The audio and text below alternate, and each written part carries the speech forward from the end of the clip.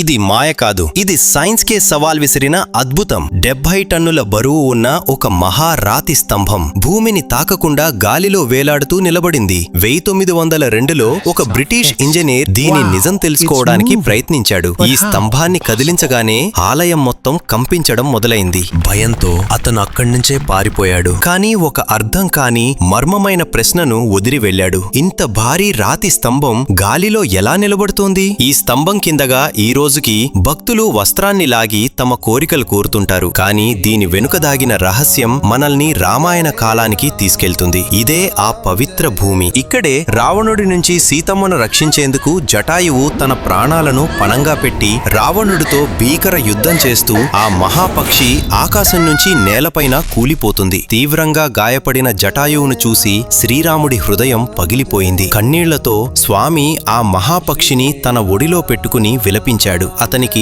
మోక్షం ప్రసాదించాడు. అప్పుడు శ్రీరాముడు పలికిన మాటే లేపక్షి. అందుకే ఈ ప్రాంతం పేరు లేపాక్షి అయింది. కాని ఇక్కడ మరో ఆశ్చర్యం ఉంది. ఈ ఆలయం శ్రీరాముడిది కాదు. ఇది శివుని అత్యంత రౌద్ర రూపమైన వీరభద్రుడికి అంకితం చేయబడింది. లేపాక్షి దేవాలయాన్ని 16వ శతాబ్దంలో విజయనగర సామ్రాజ్యానికి చెందిన వీరన్న మరియు విరూపన్న అనే సోదరులు మహాదేవుని అత్యంత శక్తివంత రూపమైన వీరభద్రుడికి భక్తితో భక్తి కళ వాస్తుశిల్ప సమ్మేళనంగా నిర్మించారు. ఈ ఆలయం ముందే 27 అడుగుల పొడవు 15 అడుగుల ఎత్తు ఉన్న భారతదేశంలోని అతిపెద్ద నంది ఉంది. ఈ నంది విగ్రహాన్ని ఒకే మహారాయిని చెక్కుతూ శిల్పులు ప్రాణం పెట్టి సృష్టించారు. మరియు ఆలయం లోపల ఒకే రాయితో తయారైన అద్భుతమైన నాగలింగం ఉంటుంది. దాన్ని శిల్పులు కేవలం 1 గంటలోనే చెక్కారంటారు. ఇంకా ఆశ్చర్యం ఏమిటంటే ఇక్కడ దగ్గరలో ఉన్న ఒక భారీ పాదముద్ర ఏ ఋతువులోనైనా ఎప్పుడూ నీటితో నిండి ఉంటుంది. ప్రజలు దానిని మహాశివుడి పాదముద్రగా నమ్ముతారు. కామెంట్ లో